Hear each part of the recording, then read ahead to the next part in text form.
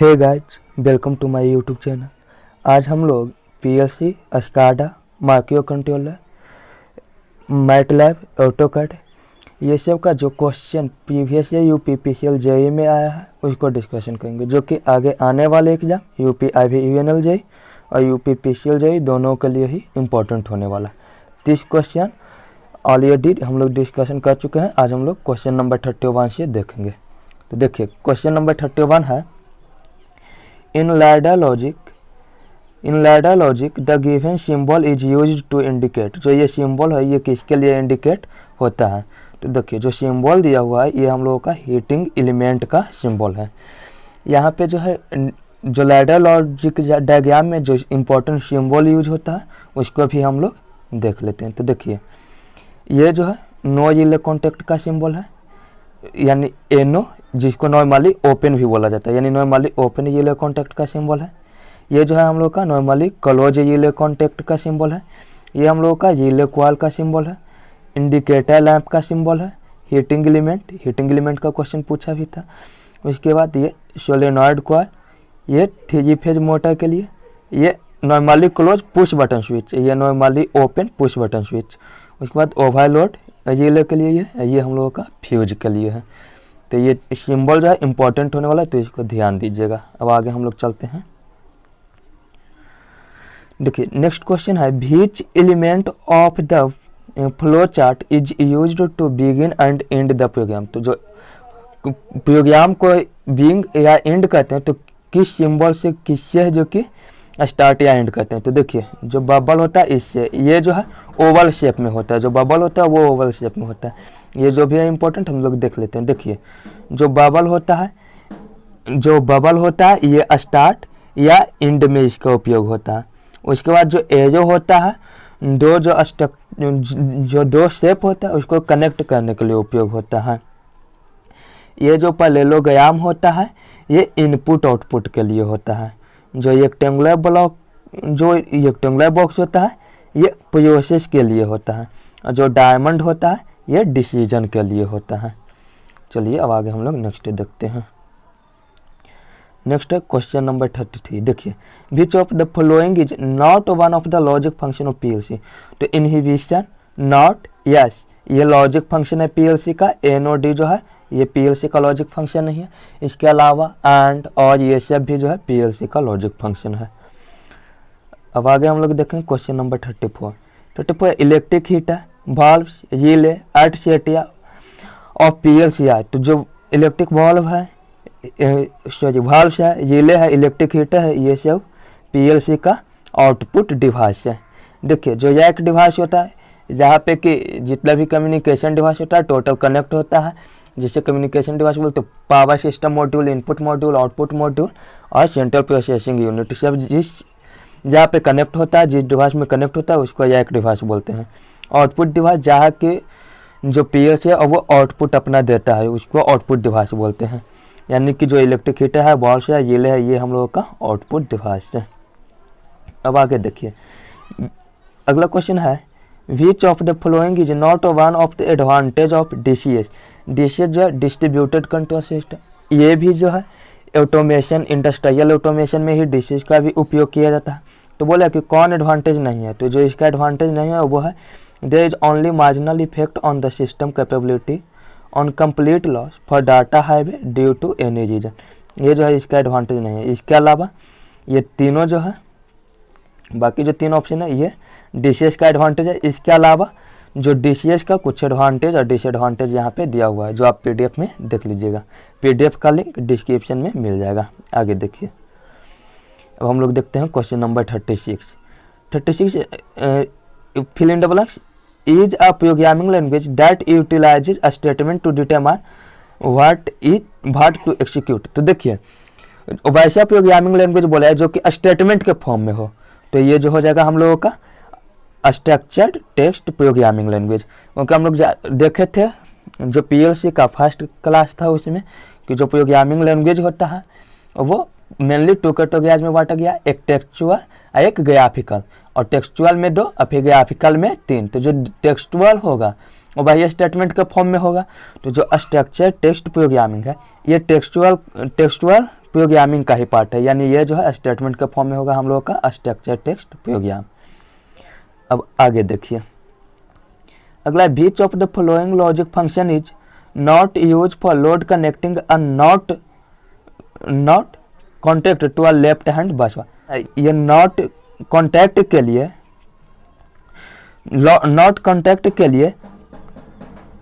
किस logic function का उपयोग होगा? तो देखिए यस जब जहाँ पे कॉन्टैक्ट था, जब लेफ्ट हैंड बस में जब यस था तो हम लोग एलडी लॉजिक फंक्शन का उपयोग करते थे, और उसके बाद जब नॉट कॉन्टैक्ट है तो हम लोग एलडी नॉट का उपयोग करेंगे, ऑप्शन नंबर सी। अब आगे हम लोग देखेंगे 37 है, which of the following is not one of the component of programmable logic controller. तो देखिए ऑलरेडी ही इसको थ्योरी में अच्छा से डिस्कस कर लिया गया है कि जो पीएलसी का जो कंपोनेंट होता है उसमें पावर सप्लाई मॉड्यूल होता है, इनपुट मॉड्यूल होता है, आउटपुट मॉड्यूल होता है, सेंट्रल प्रोसेसिंग यूनिट होता है, प्रोग्रामिंग डिवाइस होता है, उसके बाद माइक्रो प्रोसेसर होता है, उसके बाद यदि माइक्रो प्रोसेसर होता है तो मेमोरी का भी यूज किया जाता है, यदि माइक्रो कंट्रोलर का उपयोग करेंगे तो ऑन चिप मेमोरी होगा।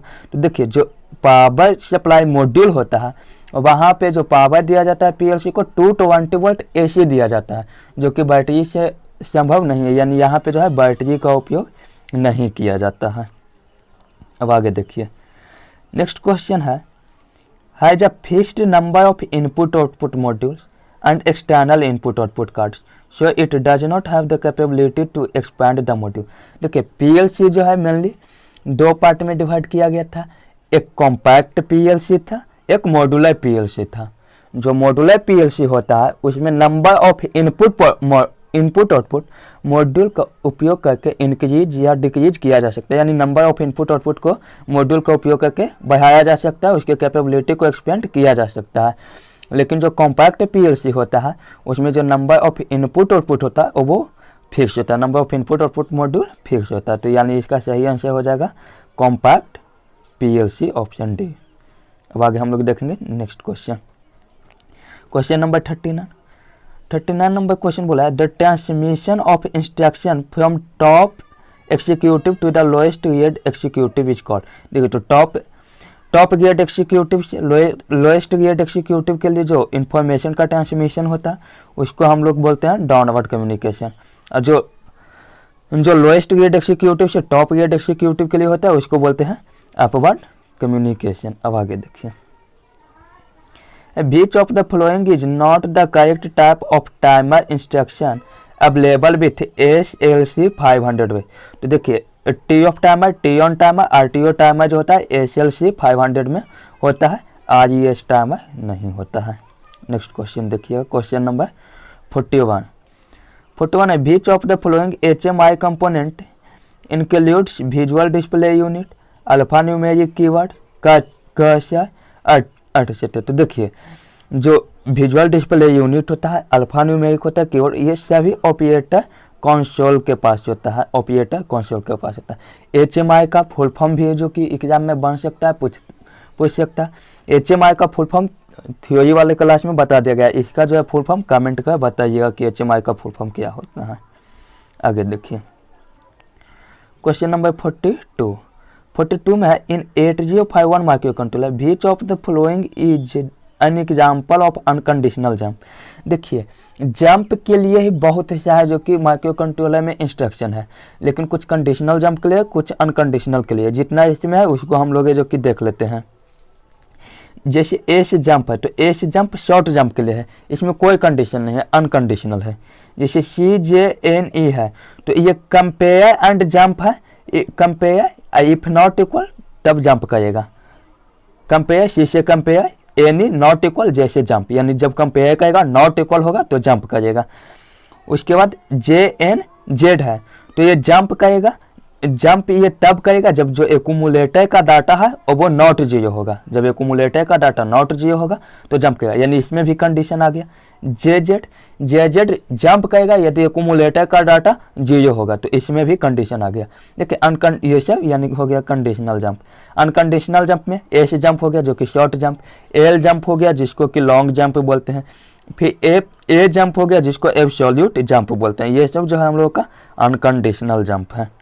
अब आगे हम लोग देखते हैं, ये जितना भी जो दिए हुए है इंस्ट्रक्शन जो है 8051 का, ये माइक्रो कंट्रोलर के पार्ट 2 में बता दिया गया है और वहाँ से आप लोग जाकर इसको देख सकते हैं और वहाँ पे जितना भी जो इंस्ट्रक्शन है वो सभी को बताया गया है। अगला देखिएगा question number 43। Simulink is the GUI based composition software. देखिए GUI का मतलब होता है ग्राफिकल यूजर इंटरफेस, तो जो सिमलुक होता है वो मैटलैब का जो होता है उसी का ग्राफिकल रिप्रेजेंटेशन करता है, यानी जो सिमलुक GUI बेस्ड कंपेनियन सॉफ्टवेयर जो है ये मैटलैब का है। सिमलुक जो सॉफ्टवेयर है GUI सॉफ्टवेयर ये मैटलैब का है। आगे अब हम लोग देखते हैं क्वेश्चन नंबर 44 नंबर क्वेश्चन है, in 8051 micro controller the flags are store in the. तो देखिए जो 8051 माइक्रो कंट्रोलर होता है इसका जो फ्लैग होता है वो हम लोगों का PSW प्रोग्राम स्टेटस वर्ड में होता है। एक क्वेश्चन आगे ये भी बन सकता है कि जो रजिस्टर बैंक सिलेक्ट करते हैं उसके लिए जो रजिस्टर बैंक सिलेक्ट करने के लिए किस स्पेशल फंक्शन रजिस्टर का उपयोग होता है, तो वो भी PSW प्रोग्राम स्टेटस वर्ड का होता है। क्वेश्चन ये भी बनता है कि प्रोग्राम स्टेटस वर्ड का जो मेमोरी लोकेशन है वो क्या है, तो PSW का जो मेमोरी लोकेशन है ये हम लोगों का D0 है। ये सभी डिटेल में है जो कि हम लोग माइक्रो कंट्रोलर के पार्ट 2 में देख चुके हैं। जो फ्लैग होता है वो फ्लैग कौन कौन से होता है, तो काई फ्लैग होता है, एक जुलाई फ्लैग होता है, जनरल पर्पस फ्लैग होता है, ओवरफ्लो फ्लैग होता है और एक पॉजिटिव फ्लैग होता है। ये सभी फ्लैग को डिटेल में हम लोग देख चुके हैं। आगे अब हम लोग देखेंगे क्वेश्चन नंबर 45। क्वेश्चन नंबर 45 है, total number of 8 bit ports available in micro controller 8051। तो देखिए जो टोटल नंबर ऑफ पोर्ट होता है वो 4 होता है, पोर्ट 0, पोर्ट 1, पोर्ट 2, पोर्ट 3। देखिए यहाँ से ये भी पूछ सकता है कि टोटल रजिस्टर बैंक कितना अवेलेबल होता है, तो रजिस्टर बैंक भी 4 अवेलेबल होता है यदि बिट एड्रेसेबल, लेकिन 4 एडिशनल बिट एड्रेसेबल रैम का भी हम उपयोग कर सकते हैं। लेकिन ऐसे क्वेश्चन बनेगा कि कितना रजिस्टर बैंक होता है, तो 4 होता है, R0, R1, R2, R3। देखिए जो 4 पोर्ट यूज होता है उस पोर्ट का मेमोरी एड्रेस भी जो है पूछ सकता है। तो जो मेमोरी एड्रेस है वो पोर्ट 0 से हम लोग चलते हैं, तो जो पोर्ट 0 का है वो 80H है। उसके बाद पोर्ट 1 का 90H है, पोर्ट 2 का A0H है और पोर्ट 3 का B0H है। अब आगे हम लोग देखेंगे क्वेश्चन नंबर 46। क्वेश्चन नंबर 46 में इन ETAP software the full form of ETAP is. देखिए ETAP का फुल फॉर्म पहले भी बता चुके थे, देख लीजिए ETAP का जो फुल फॉर्म है वो होता है electrical transient analyser program. ETAP